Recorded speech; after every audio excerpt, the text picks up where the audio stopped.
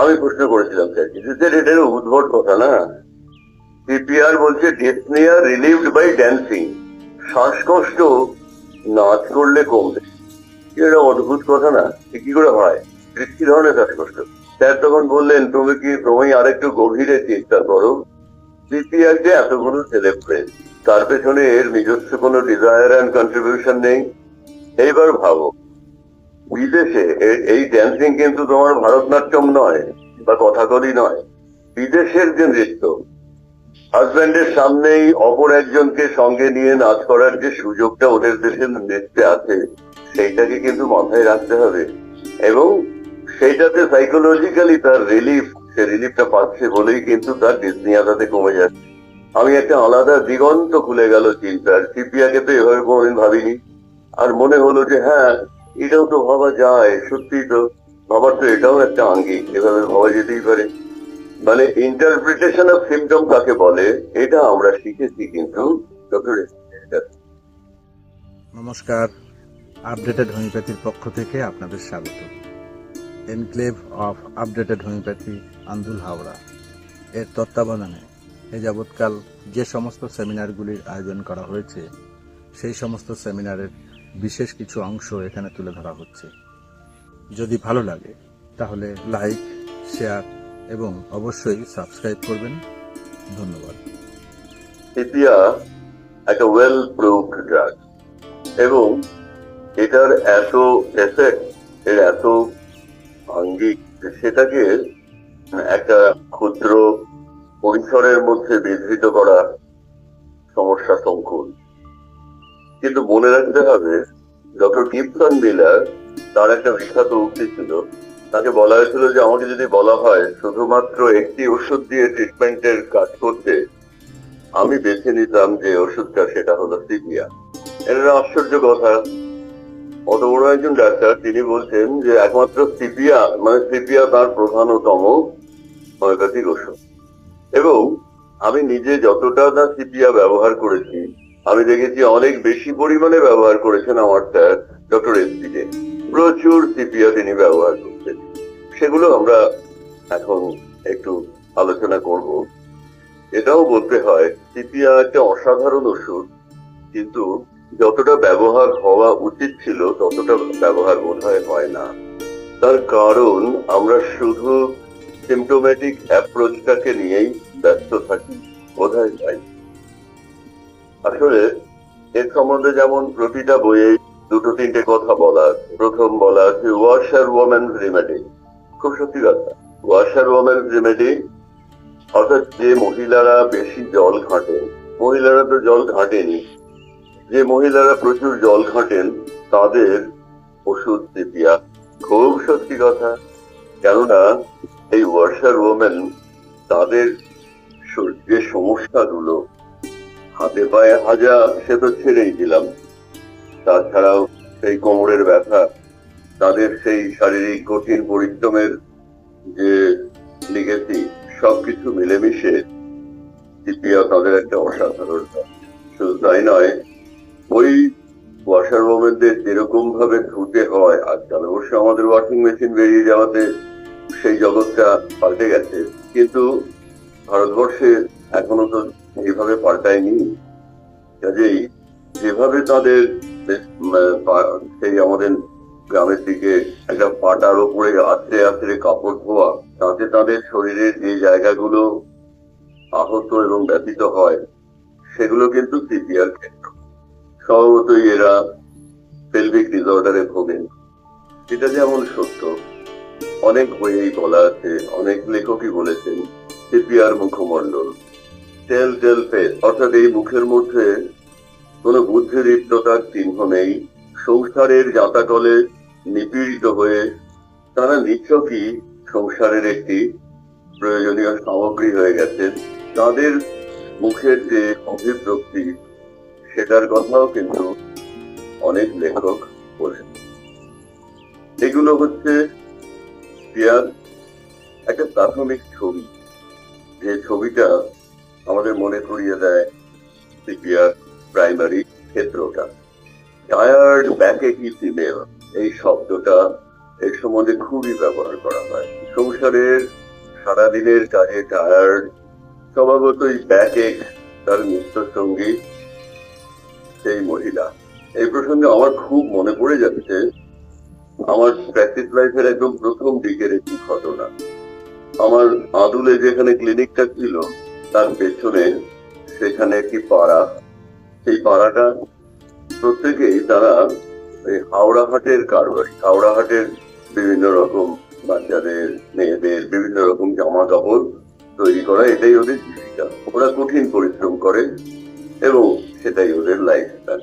সেইখান থেকে এক ভদ্রলোক এসে বললেন তার স্ত্রীকে দেখতে যেতে হবে, তার প্রবলেমটা কি তিনি আসতে পারবেন না।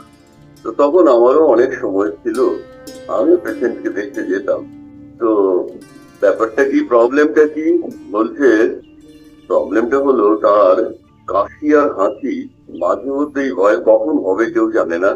আর এই যখন কাশি আর হাঁচি হচ্ছে তার 2-4 ফোঁটা ইউরিন বেরিয়ে আসে, স্বভাবতই তাদের ভাষায় নাপাক হয়ে যাচ্ছে, অপবিত্র হয়ে যাচ্ছে। কাজেই ওই 5 ওয়াক্ত নামাজ তিনি পড়েন। আর এই যে ঝামেলাটা, এইটার জন্য তার ধর্মাচরণের প্রচুর সমস্যা হচ্ছে। তো দেখতে গেলাম, আমি যখন গেছি তখন তিনি নেই। তিনি বললেন যে চান করছেন, একটু বসুন, চলে আস। বসে দেখছিলাম বিভিন্ন সাইজের বাচ্চাগুলো ঘরে ঘুরে বেড়াচ্ছে। দেখে ওই 5 মিনিটের দেখার পরে আমার একটি কথা মনে পড়ে গেল, সেই তখন আমি যখন টিউশনি করতাম স্টুডেন্ট লাইফে, ওইরকম একটি সাবস্ট্যান্স বা সামারি করতে দেওয়া হয়েছিল টেস্ট পেপারে। সেখানে ছিল ক্যালিফোর্নিয়ার এক দম্পতি, হঠাৎ দেখলেন টিভিতে বলছে যে ওখানে তো প্রায়ই ভূমিকম্প হয়, তো বলেছে এরকম এত তারিখে আছে, খুব জোর ভূমিকম্প আসবে। ওরা ঘাবড়ে গেলেন। তাদের দুটো বাচ্চা বন্ধুকে ফোন করলেন যে আমার বাচ্চা দুটোকে একটু তুমি 2-3 দিন রাখতে পারো, এরকম অ্যানাউন্সমেন্ট করেছে। তো বললো হ্যাঁ পাঠিয়ে দাও। তো বাচ্চাগুলোকে উনি পাঠিয়ে দিলেন। সে একটু দূরে থাকে বোন। তো পরের দিন বন্ধু ফোন করছে, ভাই you rather give the earthquake and take back your children. বলছে এই যে ভূমিকম্পটা বরং পাঠিয়ে দাও, তো বাচ্চাগুলোকে নিয়ে যাও ভাই।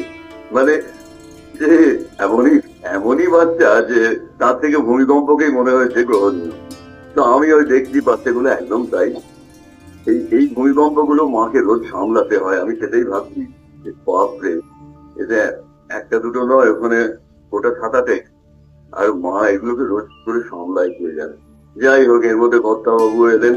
মহিলাটির সিমটম পুরো যা শুনলাম, বোঝা গেল যে ওই যে হঠাৎ কাশি বা হাঁচি হলে 2-4 ফোঁটা ইউরিন চলে আসা, এটা তো একটা মাইল্ড ডিগ্রি অফ প্রোল্যাপ, ইউক্রেন প্রোল্যাপ। তো এরা বললাম কোনো গাইনোকোলজিস্টকে দেখাননি। আমাদের ওই তল্লাটে মহিলা গাইনোকোলজিস্ট তখন ছিলেন না, এখন হয়েছে, সুতরাং ওরা দেখাবে। আমাদের এটা তো প্রোল্যাপসের লক্ষণ। আর তার অলরেডি 8টা-9টা সন্তান হয়েছে, কাজে এটা আশ্চর্য নয়।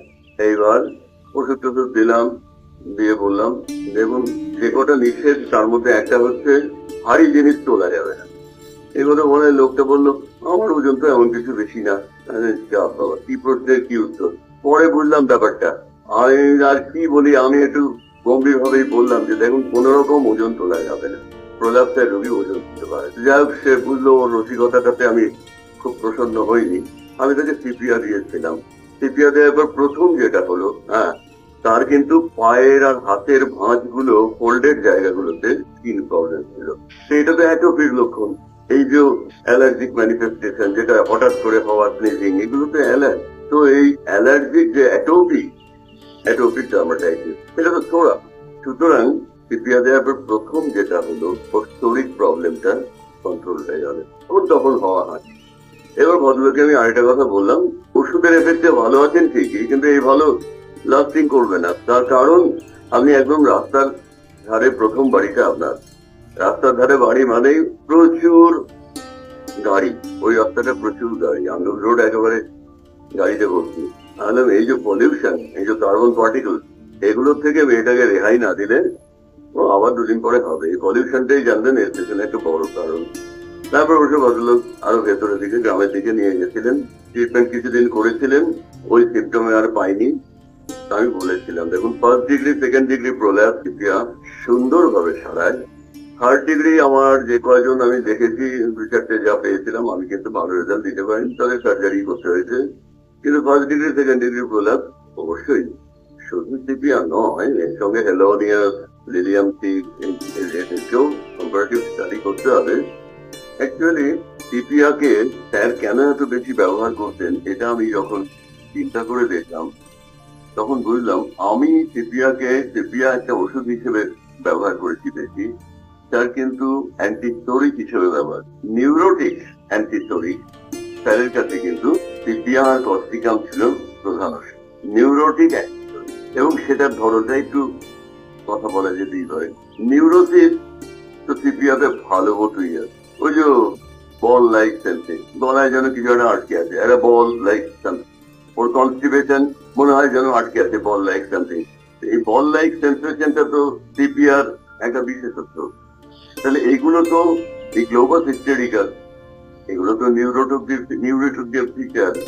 কাজেই এই জিনিসগুলো সেখানেও কিন্তু স্যারের বিশ্লেষণের জায়গা ছিল, সেখানে ডিফারেন্সিয়েশনের জায়গা ছিল।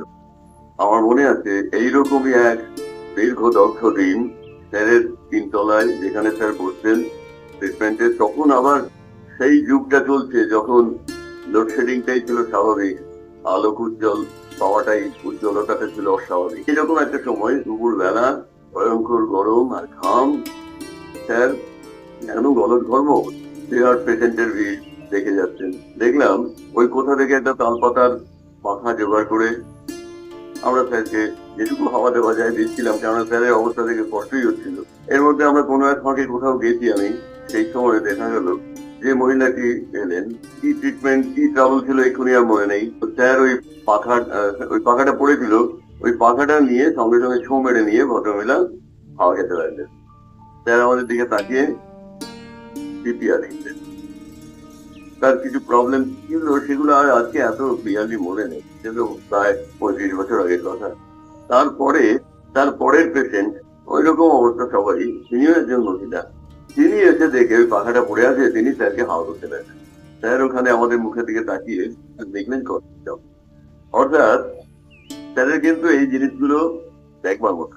অর্থাৎ সরি নিউরোটিক, কিন্তু এ নিজের সুখটা ছাড়া আর কিছু জানে না, সে নিজে হাওয়া খাবে। স্যারকেও তো একটু হাওয়া দিতে পারতো, ওই লোকটা গলদঘর্ম হচ্ছে, বয়স্ক একটা মানুষ, সিপিআর সিমটম আছে না, মেন্টাল সিমটম, গ্রিডি মাইজারলি, এটাকে ব্যাখ্যা করলে কিন্তু এই জায়গায় দাঁড়ায়। গ্রিডি মাইজারলি কারা হবে ভাই? যারা একটু সেলফ সেন্টার্ড হবে। তাহলে ওই পাখাটা দিয়ে সে নিজেকে হাওয়া করবে, সে পাশে যে লোকটা তার জন্যই খাটছে তার কথা তার কিন্তু মনে নেই, সেই জন্য একে সিপিআর দেওয়া হয়। আর নিউরোটিক প্রবলেমের জন্য ওই মহিলাটিও এসেছিলেন, আরেকটি মহিলা, কিন্তু তার নিজের কষ্ট হচ্ছে, মোটা মহিলা হাসপাত করতেন, কিন্তু সে স্যারকে হাওয়া যতক্ষণ ছিলেন স্যারকে হাওয়া করে গেল। এই সিম্প্যাথেটিক অ্যাটিটিউডের জন্য কস্টিকামের কথা স্যার হলেন। এইরকম মণিমুক্ত স্যারের প্রেসক্রিপশনে ছড়ানো থাকতো। যাই হোক, এখন সিপিআর যে মেন্টাল ফিচার, পুরো ডিপ্রেশন, অ্যাংজাইটি হয়, তাহলে অ্যাংজাইটি অ্যান্ড ডিপ্রেশন পরিপূর্ণ, তার সঙ্গে নিউরোটিক ফিচার, তার সঙ্গে তার স্কিনের যে সমস্ত ম্যানিফেস্টেশন, বলছে eating intense, no relief, but eating doesn't give any relief. এই ব্যাপারগুলো তো থোরাকে ছাড়া আর কিছুকে ইঙ্গিত করে না। শুধু তাই নয়, সিপিআর থোরিক নেচার আরেকটু সুন্দরভাবে এক কথায় বলা আছে আরেকটা জায়গায়, সেটা হচ্ছে রাফটাস চ্যাপ্টারে, অ্যালেন স্কিনরের রাফটাস চ্যাপ্টারের শেষের দিকে, যেখানে ড্রাগ রিলেশনের কথা বলা, যে রাফটাসের যদি লিস্টার গুলো হয়, রাস পয়জনিং এ তো তাই হয়, ওই গাছটা সন্ধ্যেবেলার দিকে বলছে এমিট পয়জন, এরকম একটা কথা। এবং তার স্পর্শ যাদের গায়ে লাগে তাদের গায়ে ওরকম ভেসাইকল জলপরিষ্কার তৈরি হয়। সেই জলপরিষ্কার যদি কোনো রাফটাসের, এবং সেই জন্য রাফ রেন আর রাফটাস এগুলো কিন্তু জলপরিষ্কার জাতীয় সমস্যাগুলোতে, যার মধ্যে চিকেন পক্স পড়ে, চিকেন পক্স যার জন্য স্পেসিফিক হিসেবে রাফটাস অনেকে ইউজ করে এই ব্যাপারটা থেকে, সেটা রাফটাসের ইচিং যদি না যায় তখন সিপিআর 2-1 ডোজেই সুন্দরভাবে চলে যায়, এটা কিন্তু ওখানে বলা আছে।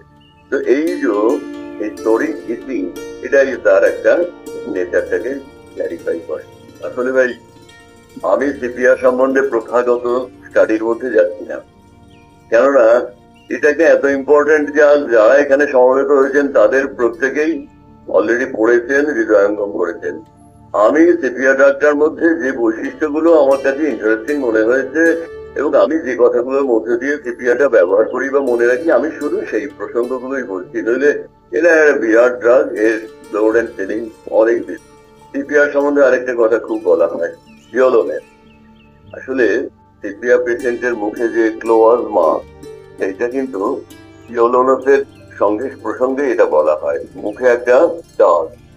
আসলে একটা বয়সের পর অনেক মহিলারই মুখে কিছু লিভার স্পট হয়, তো এটা সিপিআর বৈশিষ্ট্যের মধ্যে একটা পড়ে।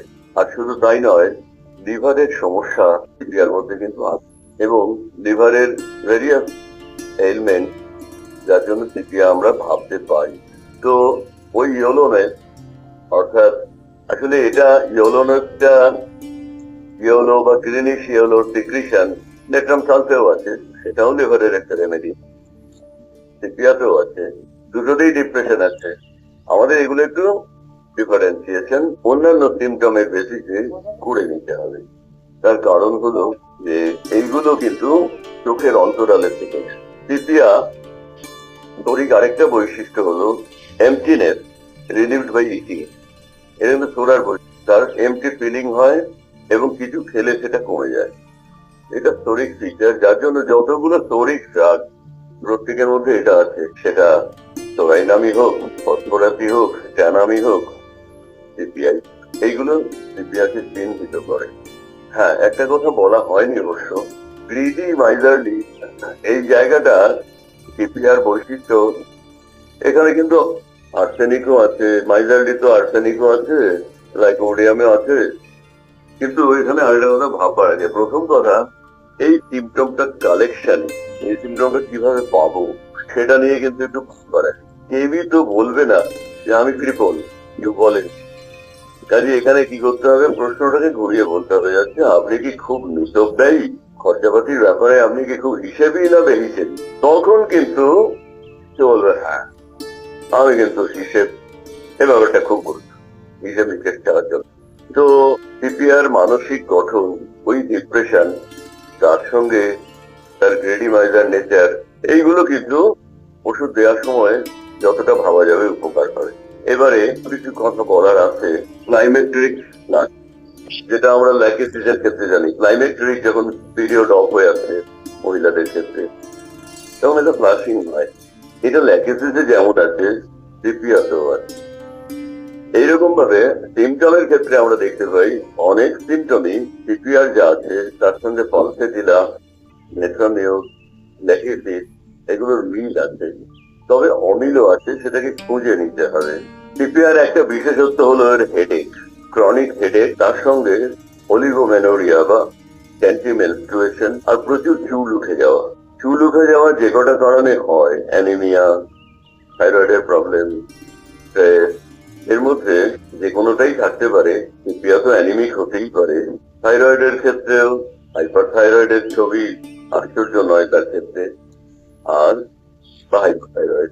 আর ক্রনিক হেডেকের সঙ্গে তার ওই সময় মতো খাওয়া হচ্ছে না, মাইগ্রেন হতে পারে। এবং এই ফিচার গুলো সিপিআর দেওয়া যায়, কিন্তু সিপিআর উপেক্ষিত থাকে। যাই হোক, তো এইরকম ভাবে পার্সোনালিটি যদি বলা যায়, সিপিআর পার্সোনালিটি, ওসিপিডি পার্সোনালিটি থাকতেই পারে, আর ডিপেন্ডেন্ট পার্সোনালিটি, এই দুটো সিপিআর ক্ষেত্রে আমরা খুবই প্রত্যাশিত। সিপিআর আরেকটা ক্ষেত্রে আমি প্রচুর ইউজ করি, সেটা হচ্ছে অ্যাজ এ কমপ্লিমেন্টারি ড্রাগ। মহিলাদের ক্ষেত্রে ইউটিআই একটা ভেরি কমন ফিনোমেনা, তাদের শর্ট ইউরেসটার জন্য তারা এটাতে ভোগী। কিন্তু আমার সবচেয়ে পছন্দের ওষুধ, মানে পছন্দের ওষুধ হয় হোমিওপ্যাথিক্যালি বলা শক্ত, তবে আমি দেখি যে এই সিমটমটা নিয়ে বেশি আছে, দ্যাট ইজ সার্সাপেরিলা। সার্সাপেরিলার কমপ্লিমেন্টারি সার্সাপেরিলা দেওয়ার পরে একটা অ্যান্টিসোরিক হিসেবে সিপিআর লাগেই লাগে। সিপিআর ইউরিনারি ফিচারে বলা আছে ফাউল স্মেল, রেডিশ গ্র্যানিউল বা রেডিশ কালার, যেটা লাইকোপোডিয়ামে আছে, আর এনিওয়ে। তাহলে এই যে জিনিসগুলো, এগুলো ইউটেরাইন ইউটিআইও যেমন পাওয়া যাবে, প্রোল্যাপস থাকলেও পাওয়া যাবে। সিপিআর প্যারামিটার থেকে যদি আমরা বিশ্লেষণ করি, আমরা আরেকটা জিনিস ভাবতে পারি, আমি যেভাবে আমি দেখেছি আমাদের মনে রাখার ক্ষমতা ভুলে যাওয়ার ক্ষমতার থেকে অনেক, যত মনে রাখতে পারি তার থেকে বেশি ভুলে যেতে পারি। কাজেই ছোট্ট করে মনে রাখা, সেদিক দিয়ে ভাবতে গেলে সিপিয়া এক কথায় যদি মনে রাখা যায়, ইটস আ স্টোরিক drug covering problems of urogenital skin, mucous membrane and such organ. মোটামুটি তো এটা বললে সিপিয়ার মানচিত্রটা আঁকা, কিন্তু এছাড়াও সিপিয়াকে আরো ভাবে পাওয়া যেতে পারে। আমার খুব আনন্দ হলো যখন আমার ভাই সেদিন একটি কেসের কথা বলল, ভাইয়ের একটি কেস, মহিলাটি তার ওই 7 উইকস এর মধ্যে অ্যাবর্শন হয়ে যায়, সেভারাল টাইমস অ্যাবর্শন তার হয়েছে, এবং তিনি এসেছেন ভাইয়ের কাছে, সিমটম সমস্ত কিছু নিয়ে ভাই ওষুধ দিচ্ছে। আমার আনন্দের কারণ হলো যে আমাদের ছাত্ররা তারা অনেক সুন্দরভাবে এগিয়ে যাচ্ছে, সেটার প্রকাশ সেদিন পেলাম।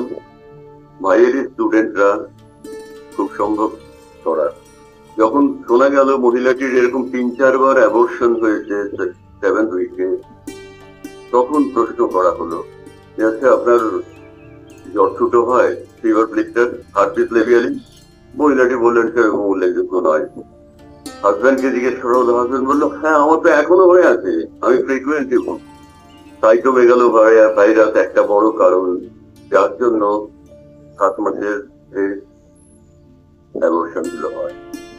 তাহলে হার্পিস লেভিয়ালিস বা এটা যদি বা এই হার্পিস ফিভার ব্লিস্টার যদি হাজব্যান্ডের হয়, সেখান থেকে তো স্ত্রী পেতেই পারেন, এবং সেইখান দিয়ে এই ফ্রিকুয়েন্ট অ্যাবর্শন হতে পারে। সেটার কারণে সেইখানেও কেন্ট্রাপার্টারি খুলে দেখা গেল গোল্ডে যে 2-3টে ওষুধ, তার মধ্যে ভাইকে বললো যে দেখো আমি এইভাবে তার টোটালিটি নিয়ে সিপিআই পৌঁছেছি, কজেশন এবং অন্যান্য ফিচার নিয়ে, আর এইখানে প্যাথোলজির এই সূক্ষ্মতম বিশ্লেষণেও গিয়ে এই ইয়াতে পৌঁছানো হলো।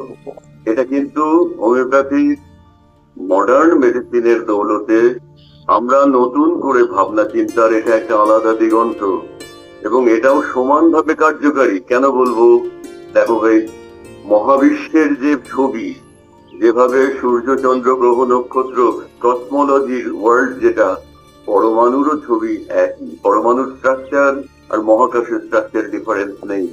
সেই জন্য যোগীরা বলেন যাহা আছে ব্রহ্মাণ্ডে তাহা আছে দেহভাণ্ডে। তো সেইটা কাজে এই ব্যাকটেরিয়ার বিশ্লেষণ করে যেখানে পৌঁছলো আর টোটালিটি নিয়েও সেখানে পৌঁছলো, এইটাই হোমিওপ্যাথি। আমাদের ছাত্ররা এদিকে এগিয়ে যাচ্ছে, এটা আমাদের পক্ষে খুবই শ্লাঘার বিষয়। তো আজকে আমাদের সময় সংক্ষেপ, তাই আজকে আমি এইটুকুর মধ্যেই আমার বক্তব্য সংক্ষিপ্ত রাখতে চাইছি। আপনারা সকলে ধৈর্য ধরে শুনেছেন, তাই আমি আপ্লুত। ধন্যবাদ। Thank you.